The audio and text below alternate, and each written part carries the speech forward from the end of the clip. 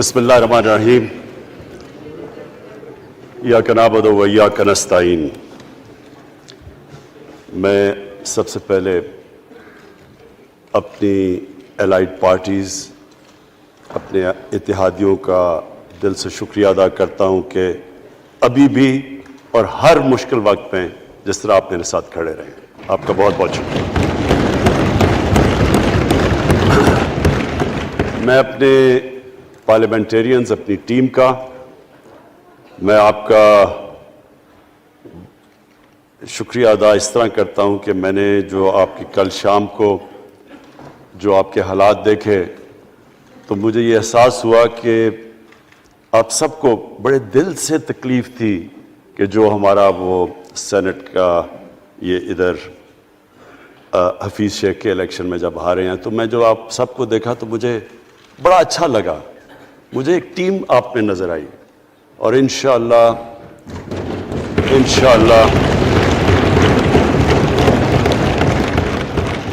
یہ ہماری ٹیم مضبوط ہوتی جائے گی، کیونکہ دیکھیں اللہ کہتا ہے کہ میں تمہارے ایمان کو بار بار آزماؤں گا۔ اللہ قرآن شریف میں ہمیں کہتا ہے۔ وہ کیوں کہتا ہے؟ وہ آپ کے ایمان کو آزماتا ہے مضبوط کرنے کے لیے۔ جب آپ ایک مشکل وقت سے نکلتے ہیں آپ اور مضبوط ہو جاتے ہیں۔ اللہ نے ایک انسان کو ایک ایسا چیز، ایک ایسا اس کا جو سب سے بڑی جو اس کی مخلوق ہے، اشرف المخلوقات، اس کو جو اللہ نے بنایا ہے، اس کے اندر اس نے ایک کنڈیشن لگا دی ہے کہ اگر آپ نے بڑا انسان بننا ہے تو مشکل وقت کا سامنا کرو، ریزسٹنس کے ساتھ جاؤ۔ جسم ہمارا یہ ہے، جسم کو ہم بھاری ویٹ اٹھاتے ہیں، جسم تکڑا ہو جاتا ہے۔ ذہن کو جتنا ہم آزمائیں گے اور آزمائشوں میں ڈالیں گے، سب سے بڑا جو پاور ہاؤس ہے وہ ہمارا ذہن ہے، وہ اور تکڑا ہو جاتا ہے، انسان تکڑا ہو جاتا ہے۔ پارٹی بھی تب تکڑی ہوتی ہے جب وہ مشکل وقت سے نکلتی ہے۔ آپ نے کسی کو تباہ کرنا ہے تو اس کو آرام کی زندگی دے دو، وہ تباہ ہو جاتا ہے، ڈکے کر جاتا ہے انسان۔ تو میں اپنی پارٹی کو آج خراج تحسین پیش کرتا ہوں کہ آپ اس مشکل وقت سے نکلے۔ بڑے مجھے انڈیویجول ایم این ایز کا پتہ ہے کہ انہوں نے کتنی کوشش کی یہاں پہنچنے کے لیے، آج اس ووٹ کے لیے، تو میں اور مجھے کئیوں کی طبیعت بھی ٹھیک نہیں تھی، تو میں آپ سب کا آج شکریہ ادا کرتا ہوں۔ آج میں اپنی پارلیمنٹری پارٹی کے ساتھ بھی، اور جو میری عوام آج یہ دیکھ رہی ہے، میں اس کے سامنے جو بات رکھنا چاہتا ہوں وہ یہ کہ دیکھیں ہمیں یہ کبھی بھولنا نہیں چاہیے کہ یہ پاکستان کیوں بنا تھا۔ وہ ایک انگریزی کا ایک فریز ہے کہ نیشنز وداؤٹ اے ویژن ڈائی۔ قوم کا جب اپنا مقصد اپنے نظریے سے پیچھے ہٹتی ہے مر جاتی ہے قوم۔ قوم کسی مقصد کے لیے بنتی ہے۔ ہم اپنے وہ جب تک وہ پتہ نہیں ہم اپنے بچوں کو نہیں بتائیں گے، خود ہم جو آج لیڈرشپ ہے، میرا غلطی سے ہاتھ ادھر چلا گیا، ادھر کی لیڈرشپ میں کہہ رہا ہوں، جو ہماری لیڈرشپ ہے اس کو پتہ ہونا چاہیے کہ یہ بہت بڑا عظیم خواب تھا پاکستان کا۔ علامہ اقبال کو نہیں پتا تھا کہ اگر پاکستان بنے گا تو آج جس طرح ہمارے 20 کروڑ مسلمان ہندوستان میں رہ جائیں گے تو وہ تو سارے پاکستان میں نہیں آ سکتے تھے۔ تو علامہ اقبال کا کیا وجہ تھی پاکستان خواب دیکھنے کی؟ ان کی وجہ یہ تھی کہ ہم نے ایک دنیا کو مثال دینی تھی، کہ اصل میں ایک ماڈل بنانا تھا کہ اصل میں ایک اسلامی ریاست کیا ہوتی ہے۔ اور وہ بیس کس کے اوپر کر رہے تھے پاکستان کی اسلامی فلاحی ریاست جو ہماری آبجیکٹو ریزولوشن میں ہے؟ نبی صلی اللہ علیہ وسلم کی مدینہ کی ریاست، جو ان کی سنت تھی، جو دنیا کی تاریخ کی پہلی فلاحی ریاست بنی تھی، جس میں بہت بڑے بڑے ماڈرن جو آج کے پرنسپلز، وہ پرنسپلز طے کیے گئے تھے.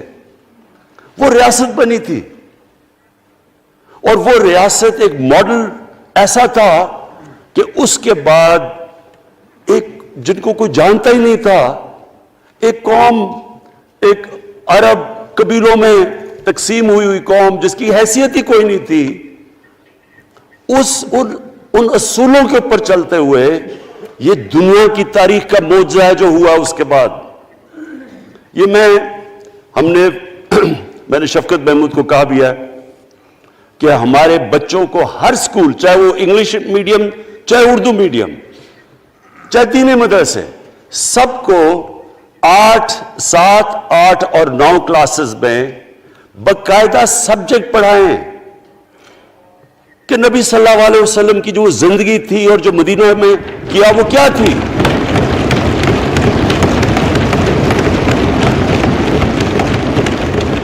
تاکہ ان کو پتہ چلے کہ اس ملک کا مقصد کیا تھا.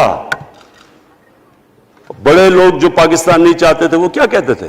وہ کہتے تھے کہ پاکستان تو بن گیا تو آپ نے تباہ، جو مسلمان ہندوستان میں رہ گئے ان کو آپ نے سیکنڈ کلاس سٹیزن بنا کے چھوڑ دیا.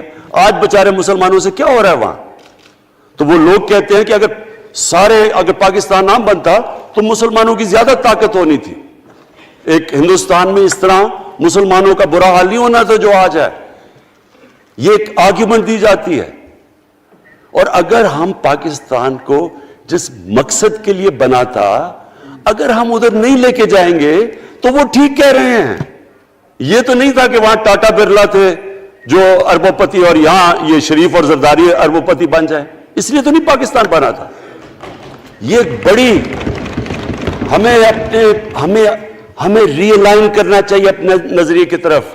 ہمیں اپنا رخ چینج کرنا چاہیے واپس کہ یہ بڑا عظیم خواب تھا پاکستان کا. اور وہ جو تاریخ تھی، وہ جو اصول انہوں نے سیٹ اپ کیے، جن لوگوں کی حیثیت ہی نہیں تھی، یہ تاریخ کا حصہ ہے کہ اس کے بعد انہوں نے دیکھتے دیکھتے 15، 20، 30 سالوں کے اندر دنیا کی امامت کی. صرف امامت ہی نہیں کہ وہ تو منگولیوں نے بھی دنیا بڑی جلدی سے فتح کر لی تھی. چنگیز خان نے بھی بڑی جلدی اس کی فوجوں نے فتح کر لی تھی. 100 سال کے بعد وہ ختم ہو گئے تھے. انہوں نے ایک دنیا کی عظیم سیولائزیشن، جو ٹاپ سائنٹسٹ تھے، سارے دنیا کے ٹاپ سائنسدان، ایک عظیم کلچر. اور سب سے بڑی بات جو میں یہ کہنا چاہتا ہوں، انہوں نے اخلاقیات، ایک مورل سٹینڈرڈ سیٹ کی دنیا میں. جب مسلمان گئے انڈونیشیا اور ملیشیا، وہاں تو کوئی مسلمان کی فوج نہیں گئی، وہاں تو کوئی تلواروں سے نہیں فتح کیا. مسلمان تاجروں کا وہاں کردار دیکھ کے لوگ حیران ہو گئے کہ یہ کون لوگ آئے ہیں جو بالکل ان کی مورالٹی ایسی، نہ وہ کوئی دغا بازی کرتے تھے، نہ وہ کوئی دھوکہ دیتے تھے، اپنی زبان پہ کھڑے ہو جاتے تھے. لوگ ان سے امپریس ہو گئے کہ کون سی قوم ہے. دیکھیں اسلام ہم غلط فہمی میں ہیں، یہ سمجھتا ہے کہ جی تلوار سے اسلام پھیلا تھا. اسلام پھیلا تھا کہ وہ ایک انسان کے کیریکٹر کو ریفارم کرنے آیا تھا. ہم جب اللہ سے مانگتے ہیں، ہم نماز میں ایک ہی چیز مانگتے ہیں کہ اللہ ان کے راستے پہ لگا جن کے تو نے نعمتیں بخشی، ان کے نہیں جو غلط تباہی کے راستے پہ چلے گئے. صرف نماز میں ہم یہ چیز مانگتے ہیں، ہر روز ہم پڑھ کے یہ مانگتے ہیں. یہ 2 راستے ہیں، ایک ہے تباہی کا راستہ، ایک ہے عظمت کا راستہ. نعمتیں کس کو بخشی؟ اللہ کے پیغمبروں کو. اور جو دنیا کا سب سے عظیم انسان، جو دنیا کا سب سے عظیم لیڈر، جس کو اللہ نے سب سے زیادہ نعمتیں بخشی، ہمارے نبی صلی اللہ علیہ وسلم. نہ کبھی اس طرح کا انسان آیا ہے، نہ کبھی آ سکتا ہے. تو ہمیں راستہ بتایا کہ ایک ان کا راستہ ہے اور ایک دوسرا راستہ ہے، تباہی کا راستہ ہے. اور وہ جو ان کے راستے پہ چلتا گیا، وہ ایک عظیم انسان کمنٹ بھی کرتا ہوں کہ دی عرب کانکویسٹ، وہ پڑھنے والی کتاب ہے. اس میں بتاتے ہیں کہ جب مسلمان ایک دم دیکھتے دیکھتے دنیا میں پھیل گئے تو کوئی ایک آدمی نہیں تھا. ایک تو بڑے عظیم سپہ سالار تھا خالد بن ولید, لیکن وہ جو بھی بنتا تھا وہ جنرل عظیم بن جاتا تھا. وہ اس کتاب کے اندر لکھی انگریز نے ہے, وہ کہتا ہے اس کی کوئی ایکسپلینیشن نہیں ہے کہ یہ کیسے ساری دنیا پہ چھا گئے. نہ ان کے پاس کوئی لیٹسٹ ویپنز تھے, ایک طرف رومنز تھے, دوسری طرف پرشینز تھے, وہ تو سپر پاورز تھے, ہتھیار تو ان کے پاس تھے. نہ ان کے پاس ہتھیار, نمبرز میں بھی وہ زیادہ تھے, ان کی فوجیں بھی زیادہ تھیں, لیکن وہ ساری دنیا پہ پھیل گئے اور ایک ایسا سویلائزیشن بنا کہ زیادہ تر تو مسلمان نہیں تھے, وہ بھی ان کو مانتے تھے, کیونکہ ان کی اخلاقیات, ان کا عدل اور انصاف کا نظام, ان کا کیریکٹر, اس کی وجہ سے لوگ آئے ہیں. یہاں جو ہندوستان میں اسلام پھیلا ہے, یہ ہمارے جو بڑے بڑے بزرگ تھے, داتا صاحب, بلے شاہ, نظام الدین اولیاء اور بابا فرید, یہ لوگ تھے.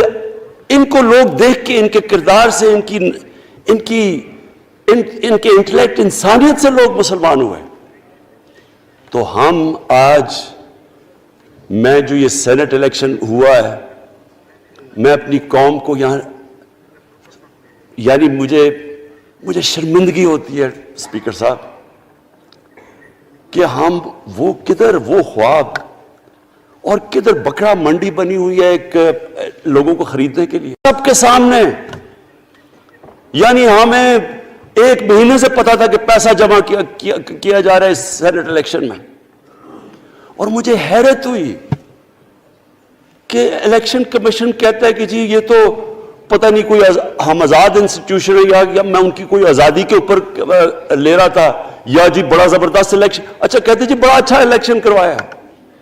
یہ مجھے اور اس سے تو مجھے اور صدمہ ہوا ہے کہ اگر یہ الیکشن اچھا آپ نے کروایا ہے تو پتہ نہیں برا الیکشن کیا ہوتا ہے.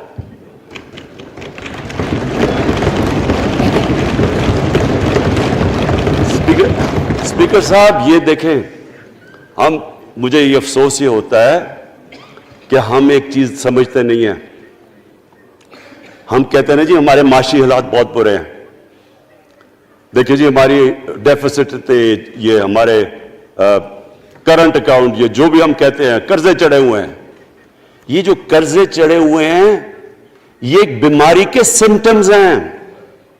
بیماری کچھ اور ہے. اخلاقی طور پہ ہماری قوم کو تباہ کیا ہے, پھر معاشی تباہی آتی ہے. آج مجھے ایک ملک کا بتا دیں جس کی اخلاقیات اوپر ہو, جن کے مورل سٹینڈرڈز اوپر ہوں اور وہ غریب ہو. ایک ملک مجھے بتا دیں, اور کوئی ملک مجھے بتا دیں جتنا مرضی پیسہ ہو, وسائل ہو, سب کچھ ہو, لیکن وہاں کی بھی جو لیڈرشپ کرپٹ ہو وہ مجھے بتا دیں کہ اس میں خوشحالی ہو. دیکھیں یہ ساتھ ساتھ جاتا ہے. اس وقت کیا ہوا تھا مدینہ کی ریاست میں؟ کیا انہیں کوئی سونا تیل مل گیا تھا؟ کیا ہوا تھا؟ کوئی ان کے پاس کوئی پیسے آ گئے تھے؟ کیسے وہ اوپر اٹھ گئے تھے؟ کوئی انہوں نے قرضے لیے تھے؟ کس طرح اٹھے تھے اوپر؟ دنیا کے عظیم لیڈر نے ان کی اخلاقیات اٹھا دی تھی. صادق اور امین,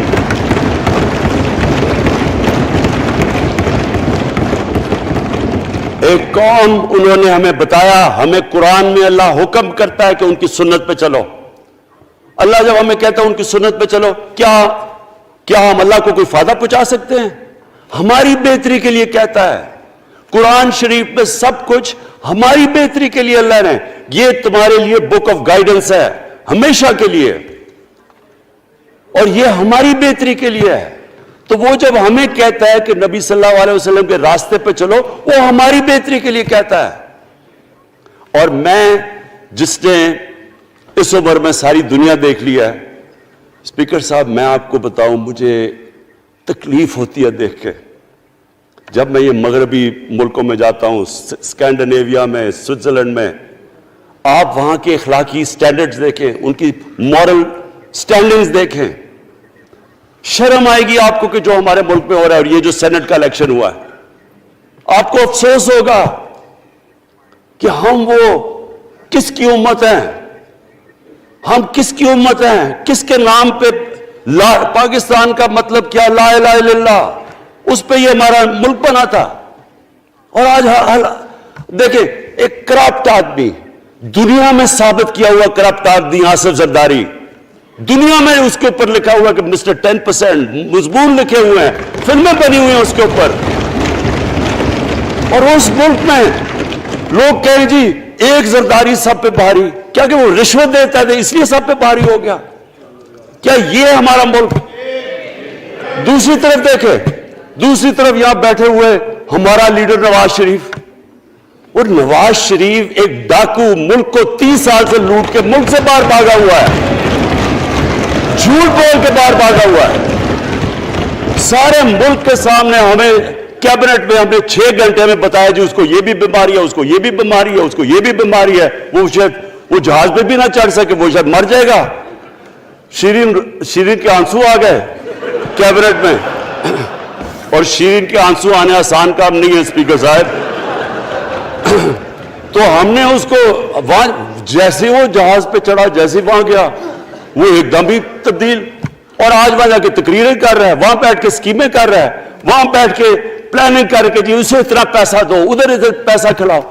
ساری ان کی ایک کوشش ہے، جب سے ہم 2.5 سال سے حکومت آئی ہے، یہ سارے بڑے بڑے ڈاکو اکٹھے ہو کے یہ سمجھ رہے ہیں کہ عمران خان کو کرسی کا اتنا شوق ہے کہ اس کے اوپر اتنا پریشر ڈالو کہ یہ جی ہمیں جس طرح جنرل مشرف نے NRO دیا تھا یہ بھی دے دے گا. جنرل مشرف، فوج اس کے نیچے، عدلیہ اس کے کنٹرول میں ساری. میں کیونکہ میں ادھر ممبر پارلیمنٹ تھا، اپوزیشن نہ ہونے کے برابر. جو اپوزیشن کے اندر جو مین آدمی تھا فضل الرحمان، وہ اس کے ساتھ ملا ہوا تھا، وہ 2 نمبر ہمیشہ سے تھا، رائٹ.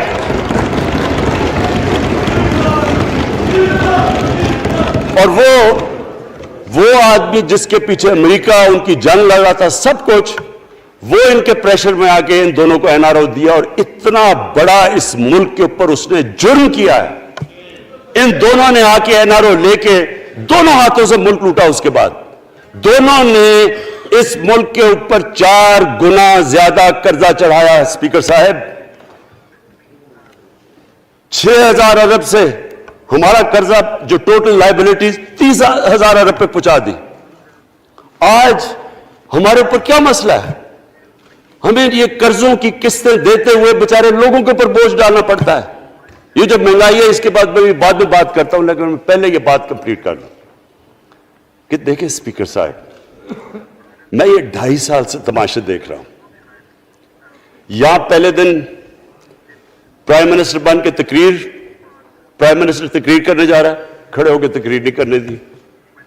کیوں تقریر نہیں کرنے دی؟ کیونکہ ان کو پہلے دن سے ڈر تھا کہ یہ ہمارے جو کرپشن کے کیسز یہ معاف نہیں کرے گا. کرپشن کے کیسز ہم نے نہیں بنائے تھے اسپیکر صاحب، یہ سارے ان کے دور کے کیسز بنے ہوئے ان کے اوپر. آپس میں تو ان کا مکہ تھا، اپنا نیب کا چیئرمین آپس میں مل کے کیسز ان کے بند کر رہا ہے. عدلیہ اس وقت کی عدلیہ وہ ان کے ہاتھ میں تھی، ان کو تو مسئلہ ہی کوئی نہیں تھا. وہ $60 ملین آصف زرداری کا سوئٹزرلینڈ میں پڑا ہوا ہے. وہ جج کہہ رہا ہے کہ واپس لے کے آؤ. وہ یوسف رضا گیلانی جو یہاں سے سینیٹر بنا ہے، وہ پاکستان کا $60 ملین پڑا ہوا ہے سوئٹزرلینڈ میں. وہ جج کہہ رہا ہے کہ واپس لے کے آؤ. وہ کہتے نہیں جی میں نہیں خط لکھتا. بھئی آپ کے باپ کا پیسہ تھا، پاکستانی قوم کا پیسہ تھا، اس کے اوپر وہ ڈسکوالیفائی ہو جاتا ہے. وہ ایسے پھر ہے جس طرح نیلسن منڈیلا کہیں ڈسکوالیفائی ہو گیا. اسپیکر صاحب میں یہ چیزیں آپ کو اس لیے بتا رہا ہوں، میں تو ان کو 30 سال سے جانتا ہوں. دیکھیں جب تک ہم اس ملک میں اپنی اخلاقیات ٹھیک نہیں کریں گے، مورل سٹینڈرڈز ٹھیک نہیں کریں گے، جب اس طرح کے الیکشن ہوں گے کہ کھل کے پیسہ چل رہا ہے اور ہم کہیں گے نہیں جی وہ پٹواری کیوں پیسے لیتا ہے، تو وہ تھانے دار کیوں پیسے لیتا ہے، وہ سرکاری نوکر، وہ تو بیچارہ مہنگائی جو بڑی ہے بیچارے لوگوں کی تنخواہ میں گزارا نہیں ہو رہا. ان کو ہم کہہ رہے ہیں کہ آپ بالکل ایماندار بنے. اور یہ جن کا اتنا ان کے پاس پیسہ ہے اسپیکر صاحب، میں آپ کو یقین سے کہتا ہوں ان کو خود نہیں پتا کہ ان کا کتنا پیسہ باہر پڑا ہے. اتنے 30 سال سے چوری کر رہے ہیں یہ پیسہ, اور 30 سال سے پیسہ چوری کر کے اب ان کی کوشش یہ ہے کہ عمران خان کے اوپر پریشر ڈالو سارے چور مل کے کہ جی کبھی ہم گورنمنٹ گرا دیں گے, کبھی ہم وہ نکلاتے ہیں. آپ سوچیں فیٹف کے اوپر, اب فیٹف ہماری وجہ سے تو نہیں فیٹف پہ ہم گرے لسٹ میں آئے, یہ تو نون لیگ کے دور میں گرے لسٹ میں آئے ہیں. اب اگر فیٹف کی بلیک لسٹ میں پاکستان جاتا ہے تو یہاں سب کو پتا ہے کہ سینکشن لگ جائیں گی, تو آگے مشکل سے ہم نے اکانومی کو سٹیبلائز کیا, مشکل سے. اگر بلیک لسٹ میں جاتا ہے تو اکانومی سیدھی نیچے. آج جو لوگوں کو مشکل پڑی ہوئی ہے, اور مشکل پڑی ہوئی ہے ہمارے لوگوں کو مہنگائی کی, اس کی وجہ یہ ہے کہ ہمارا روپیہ جو تھا تقریباً 107 روپے کا, آج 160 روپے کا. تو جب روپیہ گرتا ہے تو ساری چیزیں باہر سے مہنگی ہو جاتی ہیں, پٹرول, ڈیزل, بجلی. اب بجلی کی آدھی بجلی ان سے باقی ڈالر کانٹریکٹس کے اوپر بجلی کے کانٹریکٹ سائن کیے ہوئے ہیں, وہ سب کچھ باہر سے. دالیں مہنگی, جو چیز باہر سے امپورٹ کرتے ہیں, گھی مہنگا, ساری چیزیں مہنگی ہو جاتی ہیں. تو یہ سوچ لیں کہ اگر ہمارے اوپر سینکشنز لگ جائیں, اگر ہمارے اوپر فیٹف کی سینکشنز لگ جاتی تو یہ تو آپ تو سوچ ہی نہیں سکتے کہ یہ ملک میں کیا حال ہونا تھا. تو ہم اپنے ملک کے لیے فیٹف کی ریکوائرمنٹ پہ لیجسلیشن کروا رہے ہیں, اور انہوں نے جناب اتنا بڑا وہ ذرا پکڑا, اتنا بڑا وہ لا دیا جی, اتنا بڑا جی, یہ 34 شکیں چینج کر دیں نیب میں. اب نیب کا فیٹف سے کیا تعلق ہے؟ انہوں نے سمجھا کیا عمران خان قابو آ گیا, اب تو یہ ڈر کے فیٹف کی بلیک لسٹ سے اب تو جناب ہمیں یہ 34 شکیں سائن کر کے تو نیب کو ختم کر دے گا. مطلب یہ کہ صرف ان کی چوری کے کیسز ختم ہو جائیں, بس 1 پوائنٹ ایجنڈا ان کا. اور میں نے آپ کو پہلے دن یہاں سے کہا تھا, پہلے دن یہاں کھڑے ہو کے میں نے کہا تھا کہ ان کا صرف 1 پوائنٹ ایجنڈا. میں ان کو جانتا ہوں, میں ان کو جانتا ہوں, جب یہ سارے اپوزیشن میں میرے ساتھ تھے. ان کا صرف ایک خوف ہے کہ یہ این آر او نہیں دے گا, لہٰذا اس کو اتنا بلیک میل کرو, اور اب فیٹف کے اوپر تو یہ پھنس گیا ہے تو اب اس سے لے لو, اس سے کنسیشن لے لو تاکہ نیب ختم ہو جائے. اب سوچیں کیا ان کو ملک کا فکر ہے؟ کیا ان کو نہیں پتا تھا کہ کیا ہونا ہے اگر فیٹف کی بلیک لسٹ پہ چلے جاتے ہیں؟ اس کے بعد انہوں نے جلسے کرنے کی کوشش کی, بڑا جی پبلک نکالیں گے ہم, مینار پاکستان کے اندر جلسہ. مینار پاکستان کا یہ جانتے نہیں. دیکھیں ان کے بھی آگئے ایک شہزادہ ایک شہزادی جنہوں نے زندگی میں کبھی کام کیا نہیں ہے, نہ ان کو پتہ ہے کہ سٹرگل ہوتی کیا ہے. جناب مینار پاکستان خود ہی اخباروں کے اندر اپنے آپ کو پیسے خرچ کر کے اخباروں میں ذرا نمایاں کر کے جناب انہوں نے مینار پاکستان میں جلسہ کر لیا. اب میں تو جانتا ہوں مینار پاکستان, اور میں تو اپنے لاہور کو بھی جانتا ہوں, میں تو اپنے لاہور شہر کو بھی جانتا ہوں. وہ لاہور شہر ملک کا کوئی پیسہ چوری کیا ہو اس کے خلاف تو نکلائے گا, لیکن بڑے بڑے ڈاکو اگر وہ سمجھ رہے ہیں کہ اپنی چوری بچانے کے لیے لاہور شہر کو نکالیں گے تو وہی ہوا جو ان کے ساتھ مینار پاکستان میں ہوا. اب آ کے جو اور ڈاکٹر فہمیدہ مرزا نے بڑا اچھا آپ کو ایکسپلین کیا. انہوں نے بتایا کہ یہ کیوں ضروری تھا اوپن بیلٹ. انہوں نے بتایا کہ الیکشن کمیشن کی تو ریکوائرمنٹ ہے کہ آنسٹ ہو, فری اور فیئر الیکشن ہو. تو انہوں نے 2008 میں چارٹر آف ڈیموکریسی میں کہا ہوا کہ جی اوپن بیلٹ ہونی چاہیے دونوں پارٹیز نے. اور اس کے بعد ایک دم وہاں سے دونوں سب ادھر سے بھاگ کے اور کہتے نہیں جی خفیہ بیلٹ ہونی چاہیے. میں نے تب کہہ دیا کہ خفیہ بیلٹ کا ایک مقصد تھا, سارے مل کے کوشش کریں گے کہ حفیظ شیخ کو ہرائیں, اور وہ جو آدمی جیتا ہے پاکستان کا کرپٹ ترین آدمی. میں ایک چیز آپ کو آج کہتا ہوں, یوسف رضا کے آپ صرف ایسٹس دیکھ لیں, پرائم منسٹر بننے سے پہلے تھے اور اس کے بعد کیا ایسٹس ہیں. بس ایک چیز دیکھ لیں, کوئی آپ کو کچھ کرنے کی ضرورت نہیں ہے, آپ کو پتا چلے گا انہوں نے اس نے کیا کیا اپنے زمانے میں. تو اس کو لا کے یہاں بٹھا کے تو جناب انہوں نے سارا پیسہ لگا کے, اور ہمیں سب پتا تھا کیا ہو رہا ہے, اور اس کو جا کے جناب انہوں نے ہروا دیا حفیظ شیخ کو. اب کیا پیغام گیا سارے ملک میں؟ اس کا میں نے کیوں یہ آج ووٹ آف کانفیڈنس لی ہے؟ اس کا کیا پیغام گیا دنیا میں؟ سارے لوگوں کے سامنے اوپن ہارس ٹریڈنگ، لوگوں کو راتوں کو کال کر رہے ہیں، یا میں تو خاص داد دینا چاہتا ہوں، میرے ممبرز بیٹھے ہیں، خواتین بیٹھی ہیں جن کو کالیں گئی ہیں رات کہ جی 2 کروڑ سے ریٹ شروع ہوگا، ہم اب آپ کو آگے پیسے دیں گے. ان کو ساروں کو پیسے آفر کر رہے ہیں. اور پھر اگر میں صرف الیکشن کمیشن کو ایک چیز کہنا چاہتا ہوں، آپ مہربانی کریں پاکستان کی ایجنسی سے صرف ایک سیکرٹ بریفنگ لیں، آپ ان کو اندازہ ہوگا کتنا پیسہ چلا اس الیکشن کے اندر، پتہ چلوائیں کیا ہوا اس الیکشن میں، تاکہ آپ اس طرح کی سٹیٹمنٹ نہ دیں کہ جی ہماری کوئی آزادی ختم کر رہی ہے. میں آپ کی آزادی ختم کر رہا ہوں یہ کہہ کے آپ کہ یہ جو الیکشن میں ہوا ہے. اسپیکر صاحب، میں آج اس اوکیزن کے اوپر، کیونکہ مجھے اس پہ کافی میں 2.5 سال یہ بڑی چیزیں برداشت کرتا رہا ہوں، اور میں اس لیے صبر سے کرتا رہا ہوں کیونکہ ملک اتنا ہمارا مشکل میں ہے. جو ہمیں ٹائم ملا جب میری گورنمنٹ آئی، میں آپ کو یقین سے کہتا ہوں کہ ساری زندگی میری تو سٹرگل میں گزری. جو بھی آپ انسان کسی چیز میں کمپیٹ کرتا ہے، اگر آپ نے ملک میں اپنے سب سے ٹاپ 11 کھلاڑیوں میں پہنچنا ہے تو ایک بہت سارے ملک میں مقابلہ کر کے آپ وہاں پہنچتے ہیں، اس میں ایک بڑی سٹرگل ہوتی ہے، اونچ نیچ ہوتی ہے بڑی. اور پھر اگر آپ کو دنیا کے لیول پہ آپ کو اپنا اگر آپ کو منوانا ہے، اس کی اور ایک سٹرگل ہوتی ہے. اور میری اس سے زیادہ بڑی سٹرگل تھی کہ ایک آدمی جا کے ہاسپٹل بنانے کی کوشش کرے، اور وہ بھی کینسر ہاسپٹل. تو ایک وہ بہت بڑی سٹرگل تھی. پھر پالیٹکس میں لمبی سٹرگل رہی ہے. اکیلا تھوڑا سے لوگوں کے ساتھ شروع ہوا تھا اور سٹرگل کر کے 14-15 سال تو مذاق اڑتا تھا میرا، سارے ہنستے تھے جب نام سنتے تھے میرا. تو ایک سٹرگل کر کے یہاں پہنچا ہوں. جو یہ 2.5 سال میں اسپیکر صاحب میں نے سٹرگل کی ہے، یہ میری زندگی کی سب سے مشکل سٹرگل تھی. اور کیوں مشکل تھی؟ کیونکہ جو یہ 10 سال میں اس کو ڈیکیڈ آف ڈارکنس کہتا ہوں، ایک ایک انہوں نے ادارہ تباہ کیا. صرف 10 سال پہلے اداروں کے حال دیکھ لیں، کوئی ادارہ اٹھا لیں، پی آئی لے لیں، ریلوے لیں، سٹیل مل 8 ارب روپے کا پروفٹ لے کے بیٹھی ہوئی تھی.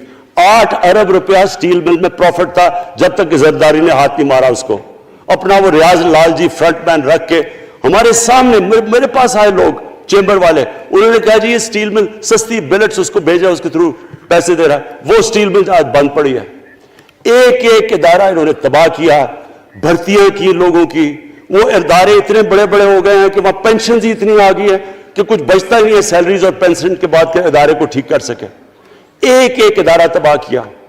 ملک کا سب سے بڑا جو کرنٹ اکاؤنٹ ڈیفیسٹ جس کے اوپر سارا پریشر پڑتا ہے، اگر آپ کا کرنٹ اکاؤنٹ یعنی کہ ڈالر زیادہ ملک سے باہر جا رہے ہیں اور کم اندر آ رہے ہیں تو پریشر روپے پہ پڑتا ہے، وہ گر جاتا ہے. تو وہ میں آپ کو بتا، جب روپیہ گرتا ہے تو غربت پھیل جاتی ہے ملک میں. تو سب سے بڑا current account deficit, fiscal deficits جو کہ آپ کی آمدنی اور خرچے، وہ بڑا ڈیفیسٹ. سارے ادارے خسارے میں. پاور کانٹریکٹس جو انہوں نے سائن کیے اسپیکر صاحب، یہ عمر ایوب آپ کو بتائے گا، وہ یعنی ایسے لگ رہا تھا کہ کسی دشمن نے آ کے ایک ملک کو نقصان پہنچانے کے لیے پاور کانٹریکٹ سائن کیے. ان کے اندر وہی پاور پروجیکٹس آپ کہیں اور دیکھ لیں کسی اور ملک میں، بلکہ اپنے ملک میں دیکھ لیں اور وہ دیکھیں کہ انہوں نے کس پیسے بنائے، وہ کس پیسے پہ. گیس کا کانٹریکٹ سائن کیا ہم نے آ کے اسی ملک سے 30% کم پیسے پہ گیس کا کانٹریکٹ سائن کیا، ان کا کانٹریکٹ چینج کیا. ساری گورنمنٹ جب اوپر سے پرائم منسٹر لگا ہوا پیسے بنانے. پرائم منسٹر ایک نوکری کر رہا ہے کس کے لیے؟ ایک دبئی کی کمپنی کے لیے. کبھی دنیا میں سنا ہے اس طرح؟ کبھی پرائم منسٹر کسی دنیا کو دبئی کی کمپنی کے اندر نوکری کر رہا ہے؟ ادھر سے یہاں ڈیفنس منسٹر ان کا، فورن منسٹر، وہ دبئی کی کمپنی سے نوکری کر رہا ہے. اور وہ ایک انٹیریئر منسٹر، وہ کوئی سنا ہے سنتری بنا ہوا تھا کسی سعودی عربیہ کی کمپنی میں، مجھے نہیں پتا. کبھی یہ سنا ہے یہ ملک سے کسی ملک سے ایسا مذاق ہوا ہے؟ یہ سارے طریقے تھے اس ملک سے پیسہ منی لانڈر کر کے باہر لے جانا. آج مجھے یہ بتائیں, میں یہ جو سارے ہماری اپوزیشن ہے, میں ان سے سوچتا ہوں, میں کئی دفعہ ان کی شکلیں دیکھ کے پوچھتا ہوں ان سے کہ کیا آپ واقعی سمجھتے ہیں کہ آپ دونوں کے لیڈر ایماندار ہیں؟ کیا یہ واقعی سمجھتے ہیں کہ ان کی جو یہ دولتیں بڑی ہیں یہ ایمانداری سے بنی ہیں؟ یعنی کیا ان کو کوئی ملکی فکر نہیں ہے کہ یہاں کا پیسہ, کیا ان کے بیٹے ہیں, میں مجھے یہ بتائیں, 3 دفعہ ملک کا پرائم منسٹر, اس کے دونوں بیٹے باہر بیٹھے ہوئے ہیں. میں لندن کو جانتا ہوں اسپیکر صاحب, وہ اربوں اربوں روپے کی پراپرٹی ہے, وہاں کے بڑے بڑے رئیس ان ایریاز میں نہیں رہ سکتے جدھر ان کے 2 بیٹے رہ رہے ہیں. ملک سے بھاگ گئے جی, ہم پاکستانی شہری نہیں ہیں. کیوں پاکستانی شہری نہیں؟ کیونکہ یہاں بتا ہی نہیں سکتے کہ وہ پیسہ کدھر سے آیا جو انہوں نے اتنی بڑی پراپرٹیز لی ہوئی ہے. اور یہ کچھ نہیں ہے جو انہوں نے بنامی پراپرٹیز لی ہوئی ہے. کسی کو اندازہ ہی نہیں ہے ان کا کتنا پیسہ باہر پڑا ہے. زرداری کے پاس کیا تھا پہلے, اس کی جو باہر پراپرٹیز ہے. تو کیا ان لوگوں کو نہیں پتا کہ اس ملک کا پیسہ چوری کر کے یہ باہر لے کے جا رہے ہیں اور یہ پھر بھی ان کی سپورٹ کر رہے ہیں؟ اور یہ جو سینٹ کا الیکشن, کیا انہیں نہیں پتا کہ بڑا جی عقل مند پولیٹیشن ہے زرداری, لوگوں کو رشوت دے کے ان کو خرید رہا ہے. ساری قوم کے سامنے یہ ہو رہا ہے. میں یہ صرف آخر میں یہ کہنا چاہتا ہوں اس ایشو کو ختم کرتے ہوئے کہ دیکھیں اسپیکر صاحب, کوئی ملک آگے نہیں بڑھ سکتا ایسے. میں اکیلا عمران خان کو کرپشن کر کے کرپشن نہیں ٹھیک کر سکتا. میں عدلیہ کو کیا, کیسز تو عدلیہ میں یا نیب کے اندر ہے, میرا تو ان کے اوپر کوئی کنٹرول نہیں ہے. میں آج پاکستان کی عدلیہ کو اور نیب کو, جو آپ کو میری گورنمنٹ سے مدد چاہیے ہے کنوکشنز کرنے کے لیے, ساری چیزیں ایک طرف, یہ اس ملک کا سب سے بڑا مسئلہ ہے. جب تک آپ لوگوں کو سزا ہی نہیں دیں گے,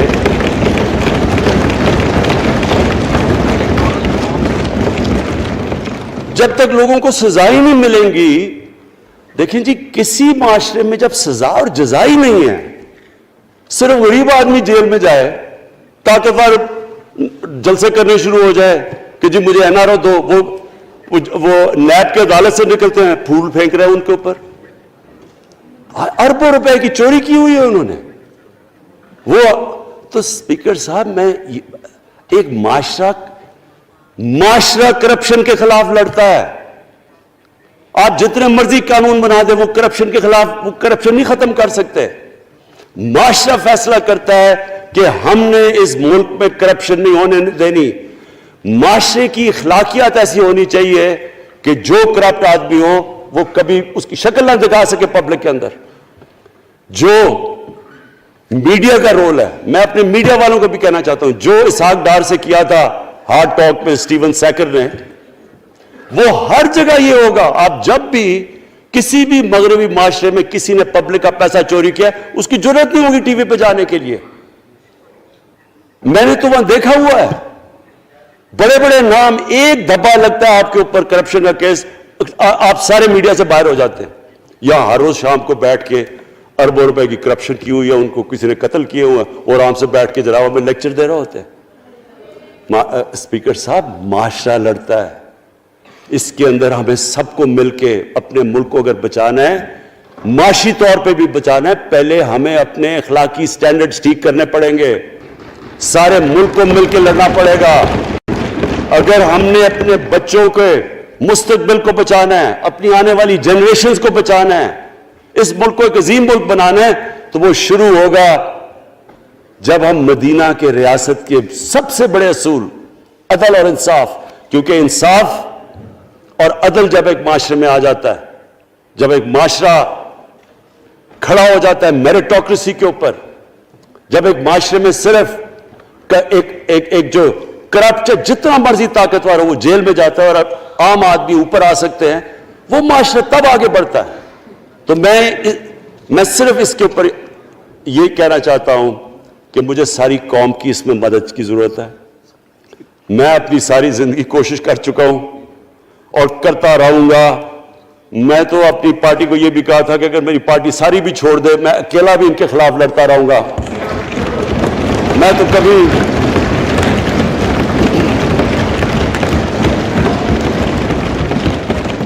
اسپیکر صاحب آخری گیند تک لڑنے والا کیپٹن تھا, آخری گیند تک لڑوں گا, وہ تو کبھی میں ہار مانوں گا نہیں. لیکن یہ وقت آ گیا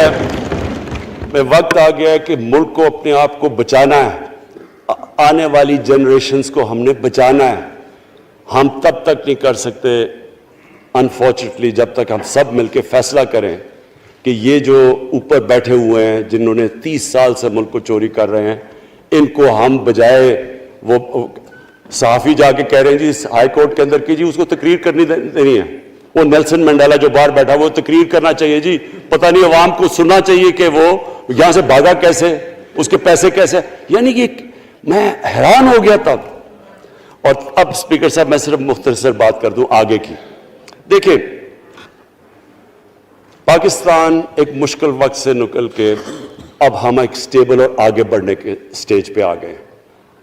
ہماری اللہ کا شکر ہے, جو سب سے مشکل چیز ہوتی ہے کرنٹ اکاؤنٹ, بڑی دیر 17 سال کے بعد 5 مہینے پاکستان کا جو کرنٹ اکاؤنٹ ہے وہ سرپلس پہ چلا گیا.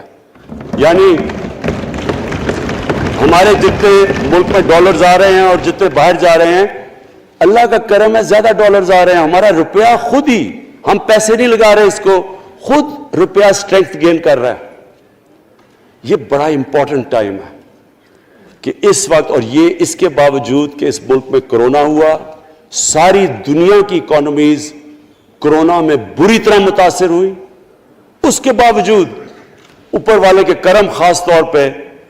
اور میں کہوں گا کہ ہماری جو ٹیم تھی, ہمارا جو جس طرح ہم نے مانیٹر کیا اور جس طرح ہم نے ڈیٹا بیس گیدر کیا اور ہم نے ہر ایک چیز فالو کر کے ہم نے جیسے اپنے لوگوں کو بچایا ہے. میں خاص طور پہ اپنی ٹیم یاسد عمر اور ہماری جو ٹیم تھی اپنی ڈاکٹر فیصل میں ان کو خاص طور پہ خراج تحسین پیش کرتا ہوں. تو اس مشکل وقت سے بھی آپ دنیا میں دیکھیں اور جس طرح پاکستان نکلا. اب دیکھیں آگے ہمارا چیلنج کیا ہے. ہمارا چیلنج یہ ہے کہ ہم اپنی جو ایکسپورٹس ہیں ان کو بڑھائیں, کیونکہ صرف گروتھ ایک ہی طرح ہوتی ہے ایکسپورٹ لیڈ. اللہ کا شکر ہے کہ بیرون ملک پاکستانیوں نے ریکارڈ پیسہ پاکستان بھیجا ہے جو کہ ہمارے ملک میں آیا ہے ریمیٹنسز کے. اب ہم نے انویسٹمنٹ کے اوپر لگے ہوئے ہیں. اس وقت سب سے زیادہ کمپنیز رجسٹر ہوئی ہیں SECP میں. اس کا مطلب کہ نئی انویسٹمنٹ پاکستان میں آنے والی ہے, لوگ تیار ہو گئے انویسٹ کرنے کے لیے. ہمارا صرف مسئلہ اسپیکر صاحب ایک ہے بجلی کا. یہ بڑا مسئلہ ہے. کانٹریکٹ مہنگے سائن کیے ہوئے, جس بجلی جو کانٹریکٹ سائن کیے ہوئے ہیں اس جس پہ وہ بجلی پروڈیوس ہو رہی ہے, بدقسمتی سے وہ اگر بجلی کی قیمت بڑھاتے ہیں تو لوگ آگے اور مشکلوں میں پڑے ہوئے ہیں. بجلی کی وجہ سے سب چیزیں مہنگی ہو جاتی ہیں. نہیں بڑھاتے تو قرضے, وہ جو گردشی قرضے ہیں وہ بڑھتے جا رہے ہیں. ہمارا ایک یہ چیلنج ہے. اس کے اوپر صرف اپنی قوم کو بتانا چاہتا ہوں کہ باقاعدہ ہم ہر طریقہ سوچ رہے ہیں کہ ہم نے اس میں سے کیسے ہم نے اپنے لوگوں کے اوپر بوجھ کم کرنا ہے. ایک تو میں اپنی ٹیم کو یہ بھی کامیابی دیتا ہوں کہ بڑی دیر اور مشکلوں سے IPPs کے ساتھ ہم نے نئے کانٹریکٹ سائن کیا جس کے اندر بہت پاکستان کا پیسہ بھی بچے گا اور جو آگے جا کے قرضہ بڑھنا تھا وہ نہیں بڑھے گا. جو میرے اوپر سب سے زیادہ پریشر ہے اس وقت اسپیکر صاحب وہ ہے مہنگائی کا. مہنگائی میں نے آپ کو بتایا بھی دیا کہ مسئلہ ایک جب آپ کی روپیہ گرتا ہے تو جب چیزیں مہنگی ہو جاتی ہیں ایک وہ ہے. لیکن میں اپنی قوم کو صرف ایک چیز کہنا چاہتا ہوں کہ سب سے زیادہ اس وقت میری حکومت ایک ہی چیز پہ لگی ہوئی ہے کہ ہم کس طرح لوگوں کے اوپر مہنگائی کا بوجھ کم کریں. اس کے لیے ہم بڑی بڑی چیزیں آپ کے سامنے لے کے آئیں گے آنے والے دنوں میں, جس میں کوشش یہ ہے کہ ہم اپنے ملک میں جو سارا نچلا طبقہ ہے ان کو سبسڈائز کریں, اپنے احساس پروگرام کے ذریعے ان کو ڈائریکٹلی ہم فنڈ کریں. یہ انشاءاللہ آپ کے ساتھ سے IPPs کے ساتھ ہم نے نئے کانٹریکٹ سائن کیا جس کے اندر بہت پاکستان کا پیسہ بھی بچے گا اور جو آگے جا کے قرضہ بڑھنا تھا وہ نہیں بڑھے گا. جو میرے اوپر سب سے زیادہ پریشر ہے اس وقت اسپیکر صاحب وہ ہے مہنگائی کا. महंगाई मैंने आपको बता भी दिया कि मसला एक, जब आपके रुपया गिरता है तो जब चीज़ें महंगी हो जाती हैं, एक वो है। लेकिन मैं अपनी कौम को सिर्फ एक चीज़ कहना चाहता हूँ कि सबसे ज़्यादा इस वक्त मेरी हुकूमत एक ही चीज़ पे लगी हुई है कि हम किस तरह लोगों के ऊपर महंगाई का बोझ कम करें। इसके लिए हम बड़ी बड़ी चीज़ें आपके सामने लेके आएंगे आने वाले दिनों में, जिसमें कोशिश ये है कि हम अपने मुल्क में जो सारा निचला तबका है इनको सब्सिडाइज करें, अपने एहसास प्रोग्राम के ज़रिए इनको डायरेक्टली हम फंड करें। ये इंशाल्लाह आपके साथ आएगा। अभी मैंने एक्सपेरिमेंट एक और शुरू कर दिया, वो एक हफ्ते तक अभी ट्रायल पे है कि हम एक प्रोग्राम लेके आ रहे हैं, कोई भूखा ना सोए। हमने ख़ास किचन्स बनाए हैं, एरियाज चूज़ किए हैं जिधर सबसे ज़्यादा भूख है, ताकि हम कम से कम जब तक हमारी मुल्क उठता है ऊपर, हम कम से कम उन तक खाना पहुँचाएं कि हमारे मुल्क में कोई भूखा ना सोए। और ये पूरी मैं कैंपेन शुरू करने लगा हूँ। हेल्थ कार्ड पंजाब के अंदर और पख्तूनख्वा में, पख्तूनख्वा की गवर्नमेंट को तो मैं ख़ास मुबारक देता हूँ कि उन्होंने सारे अपने पख्तूनख्वा के लोगों ने ख़ानदानों को कवर कर लिया हेल्थ इंश्योरेंस से। ये बड़े बड़े अमीर मुल्कों में भी ऐसा नहीं होता कि हर एक ख़ानदान के पास 10 लाख रुपए की इंश्योरेंस होगी, किसी भी अस्पताल में जाके अपना इलाज करवा सकें। मैं ख़ास तौर पे महमूद खान और आपकी कैबिनेट को मुबारक देता हूँ। पंजाब क्योंकि बहुत बड़ा है, उन्होंने भी फैसला कर लिया है। उस्मान बुज़दार आपकी और आपकी टीम को मैं ख़ास मुबारक देता हूँ कि इस साल के एंड तक वो सारे पंजाब के अंदर हेल्थ कार्ड पहुँचा देंगे। ये एक आम आदमी के लिए सबसे बड़ी, कम से कम जैसे जैसे हम अपने मुल्क को उठा रहे हैं तो कम से कम हम लोगों की बुनियादी ज़रूरियात पूरी करें। और जो किसान हैं जी, किसानों के लिए एक बड़ा ज़बरदस्त प्रोग्राम लेके आ रहे हैं। इसके ऊपर भी हमने बड़ा ब्रेनस्टॉर्मिंग की है कि कैसे हम किसान की मदद कर सकते हैं। प्रॉब्लम तो हमारे पास ये है ना कि जितना हम पैसा इकट्ठा करते हैं, आधा पैसा कर्जों की किस्तों पे चला जाता है, तो पैसा कम बचता है। लेकिन हमने फैसला किया किसानों के ऊपर हम खास जोर देने लगे हैं, ताकि वो बाद में मैं बात करूंगा। तो दो चीजें और जी, देखिए, मैं कौम समझती है ना कि अब हम कैसे ये जो कर्जे हमारे ऊपर चढ़े हुए हैं इनसे कैसे निकलना है। इससे सिर्फ एक ही तरीका निकलने का कि हम अपने मुल्क में दौलत के अंदर इजाफा करें, वेल्थ क्रिएशन करें। इसके लिए हम क्या करने जा रहे हैं? इसके लिए हमने मेगा प्रोजेक्ट्स बनाए हुए हैं। एक है रावी सिटी लाहौर, दूसरा इस वक्त एक वॉल्टन के ऊपर एक हम बिजनेस सेंटर बनाने लगे हैं लाहौर का, वो बहुत मेगा प्रोजेक्ट है। और फिर तीसरा जो है एक जजीरा बंडल आइलैंड कराची से थोड़े 1-2 किलोमीटर के फासले पे। इनसे ये क्यों करने जा रहे हैं, मैं सिर्फ लोग समझेंगे क्यों। एक तो ये हमारे शहर फैलते जा रहे हैं, जितना शहर फैलता जाएगा ना आप उनको सीवरेज दे सकते हैं, ना पानी दे सकते हैं, ना सफाई कर सकते हैं। तो जो दुनिया के मॉडर्न सिटीज हैं वो ऊपर जाते हैं, यानी वो बिल्डिंग ऊपर जाती है, बजाय अगर आप फैलते जाएं तो मुश्किल हो जाता है सर्व करना। तो एक तो मॉडर्न सिटीज पहली दफा बना रहे हैं पाकिस्तान में इस्लामाबाद के बाद। एक वो रावी सिटी, वो बहुत जरूरी है। उससे लाहौर का जो पानी नीचे जाता जा रहा है वो हम वहाँ बैराज बना के पानी उसका बचाने लगे हैं। और दूसरा माहौलियात के लिए वहाँ हम बहुत बड़े पैमाने पे अर्बन फॉरेस्ट और दरख्त उगाने लगे हैं, क्योंकि वहाँ लाहौर में बहुत बड़ा प्रॉब्लम है उसका। वही बंडल आइलैंड का भी मकसद ये है कि वहाँ सारा सीवरेज जा रहा है कराची का, उसकी सीवरेज को ट्रीट करें और एक मॉडर्न सिटी बनाएं, बजाय कराची फैलते फैलते हैदराबाद पहुंच जाए। एक पूरी ऊपर सिटी बनाएं जो एक मॉडर्न सिटी हो। तो लेकिन इसका असल मकसद ये है कि इससे पैसा जनरेट होगा, अरबों खरबों रुपया हम जनरेट करेंगे और उस पैसे से हम फिर ये कर्जे वापस करेंगे। और दूसरी चीज, बाहर से इन्वेस्टमेंट आएगी।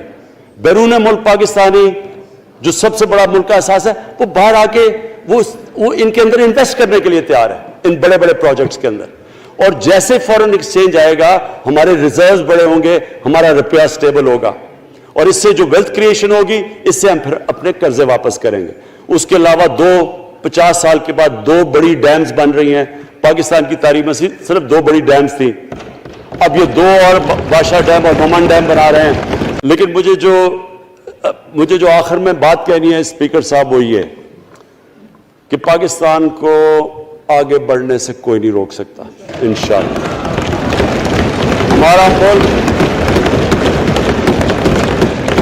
ہمارے ملک میں کیونکہ